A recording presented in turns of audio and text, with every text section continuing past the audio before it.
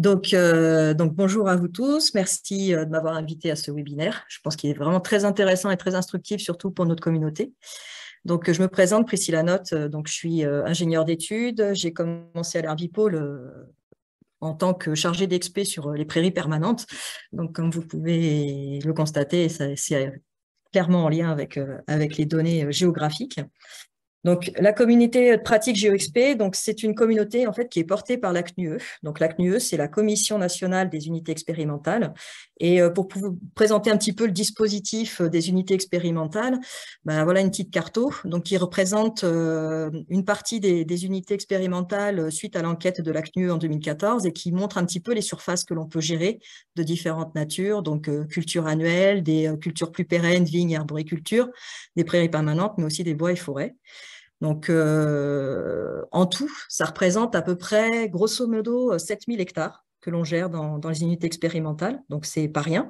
Donc, par essence, 7000 hectares, c'est beaucoup de données potentiellement géographiques et spatialisées. Et force est de constater que dans les unités expérimentales, on gère de plus en plus de données géographiques, de par les limites parcellaires, de par les besoins d'expérimentation, de spatialiser, de géolocaliser les échantillonnages, les prélèvements, etc. Et on a des besoins de plus en plus importants, notamment au niveau réglementaire, pour pouvoir déclarer nos surfaces au niveau de la PAC, pour pouvoir déclarer, par exemple, les surfaces d'épandage, connaître nos limites par rapport aux surfaces à épandre, ou au niveau aussi expérimental, où les chercheurs ont besoin de plus en plus de traçabilité, d'historique des parcelles, de pouvoir géolocaliser, de mettre en place des plans d'échantillonnage sur les parcelles des unités expérimentales.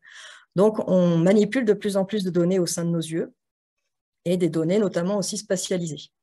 Donc, l'objectif de GeoXP, en fait, c'est d'accompagner les agents des unités expérimentales pour les informer des outils existants, des différents types de SIG, de différents types de GPS, de former, d'accompagner et d'échanger aussi au sein de la communauté.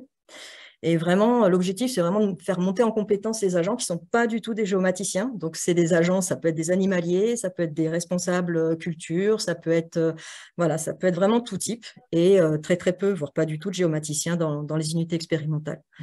Donc, c'est l'objectif de GeoXP, c'est essayer de monter en compétence ces agents-là qui n'ont pas forcément du tout d'historique géomatique chez eux. Donc, cette communauté, en fait, est soutenue par la CNUE, comme je l'ai dit, par la formation permanente nationale et par les différents départements de recherche INRAE, parce qu'il faut voir que toutes les UE, ça dépend de différents départements. On est sur plein de départements différents. Donc voilà. Et au niveau de notre organisation, donc on a un comité d'animation GeoXP, donc dont moi je fais partie, dont Lionel et Laurent qui sont aussi au webinaire, qui assistent au webinaire, font partie. Donc l'UEAV, UEFAC, il y a Brigitte Montegano de l'UE Diascope, Nicolas Saurin, l'UE Pêche Rouge, de Paul Bataillon à l'UE Audosville. Donc, en termes d'organisation, donc on a un site intranet qui présente un petit peu les différentes activités, les différents rôles, enfin l'intérêt aussi des SIG et GPS. Un SharePoint pour essayer de partager les tutos, les modes-op, etc. avec les personnes qui sont dans notre communauté, et une liste de diffusion des personnes qui sont passées via les formations qu'on a organisées dans GeoXP. Donc, c'est la liste de diffusion geoxp@inrae.fr qui représente plus d'une centaine d'agents INRAE, GVS aussi. Ça peut être autant aussi des UE, donc c'est majoritairement des agents d'UE, mais il y a aussi des UR qui sont venus en fait à nos formations et qui sont aussi les bienvenus, il n'y a pas de souci. L'objectif, en fait, nous, c'est donc on a différents types d'activités. Donc, on a une U tout au début, au démarrage de la communauté, et même qui a été à l'initiative, qui a généré en fait la communauté de pratique, c'est qu'on a réalisé des écoles techniques SIG GPS, donc en 2012, 2013, 2014, donc qui a permis en fait de mettre en relation les gens entre eux au niveau des unités expérimentales, mais aussi au niveau des UR, pour connaître un peu les différents outils qu'on a. Donc SIG, GPS, et de voir comment chacun manipulait ces outils, et sachant que d'autres n'utilisaient pas du tout ces outils. Donc ça permettait un petit peu de mettre en relation.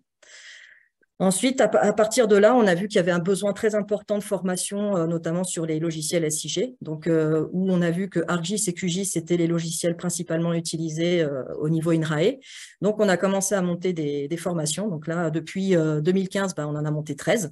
Donc, 2 niveaux de formation à chaque fois, un niveau 1 et un niveau 2. très adapté en fait aux besoins au niveau unité expérimentale, c'est-à-dire qu'en fait on part vraiment de zéro, c'est-à-dire que les agents ne connaissent pas du tout les SIG.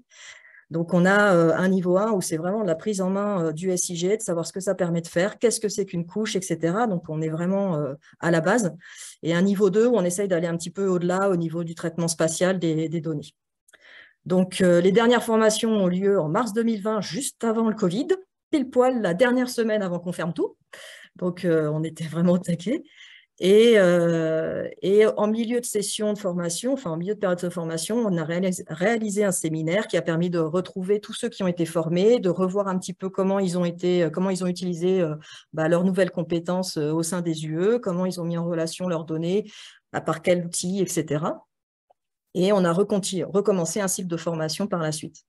Donc après, il y a eu le Covid, on a été un petit peu restreint en termes d'activité. On a mis en place des ateliers visio, donc on en a mis 2 en 2021 pour essayer de remettre le pied à l'étrier pour certains agents qui avaient un petit peu perdu suite après à la formation qu'on avait réalisée en 2020.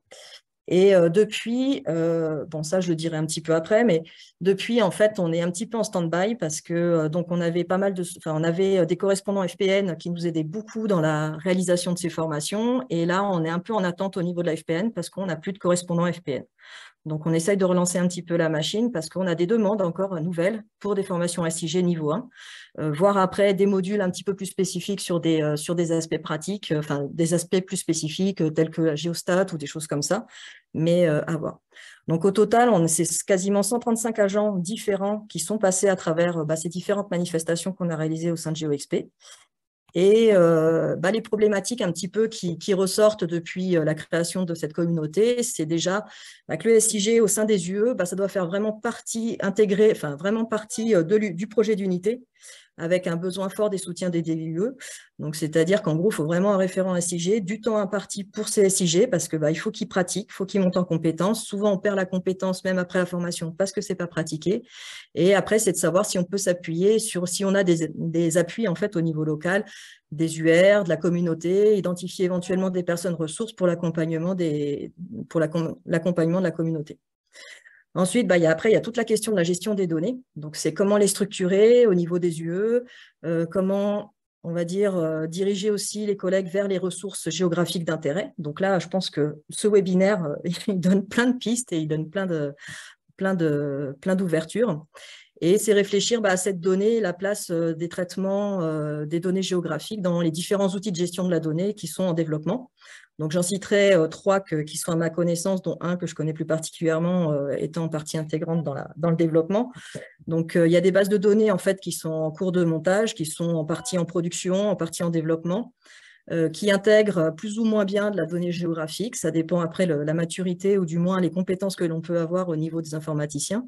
Donc, il y a Gaël, donc c'est un SI parcelle développé par Kratis-Sigpa, donc qui dépend surtout du département phase et GA, donc qui est orienté plus unité expérimentale élevage.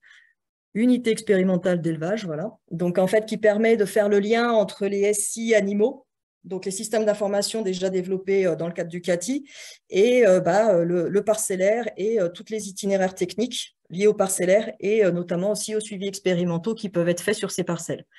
Et de mettre tout en relation pour pouvoir avoir un historique des parcelles, pour pouvoir aussi répondre à la réglementation. Ouais, ça marche, je vais bientôt finir. À la réglementation agricole et aux besoins expérimentaux. Il y a un outil aussi, 16, qui est plus orienté unité expérimentale du végétal. Donc, Lionel Lay, qui est normalement au webinaire, pourra plus en parler éventuellement dans la discussion s'il y a des questions. Donc, qui est en fait pour gérer en fait toutes les données expérimentales issues des unités expérimentales végétales, donc sur les parcelles de culture, et qui s'adosse normalement pour les ITK sur des logiciels commerciaux tels que Geofolia. Et ensuite, il y a, à ma connaissance, Sigma aussi, qui a été développé à l'unité expérimentale Saint-Laurent-de-Laprée. Donc, il y a Julien Ancelin aussi, qui est responsable de la base de données, donc il pourra aussi plus vous en parler que moi, et qui, lui, développe, si je ne dis pas de bêtises, mais vous me corrigerez, la gestion, vraiment là, la gestion des données spatialisées, des suivis biodiversité en lien avec les pratiques qui ont lieu sur Saint-Laurent-de-Laprée. Sinon, donc, autre problématique, c'est de dire que sur les unités expérimentales, on peut utiliser vraiment une multitude d'outils, donc type Adonis, les SIG, des consoles embarquées je vais y arriver, dans les tracteurs, l'imagerie, les drones, les satellites. Donc, c'est voir après les connexions des outils avec tout ça. Donc, les bases de données, tout. Donc, tout mettre en relation. Donc, un peu le rôle des bases de données dont on a parlé un peu en amont. Après l'arrivée des nouvelles technologies, comme on en a parlé, drones, satellites, phénotypage au débit, donc avec des besoins en compétences nouvelles, comme j'en ai parlé tout au début, et de savoir aussi jusqu'où les unités expérimentales vont dans le traitement des données en relation avec les UR. L'objectif aussi, c'est ce webinaire, c'est mieux connaître et faire connaître le réseau des INRAE de la géomatique pour nos unités expérimentales, et après ce besoin de renouvellement de soutien de la FPN pour continuer nos activités de sensibilisation, de formation et de montée en compétences de nos UE, qui vraiment manipulent de plus en plus et de plus en plus, et de plus en plus sollicités pour ces données. Et je vous remercie de votre attention.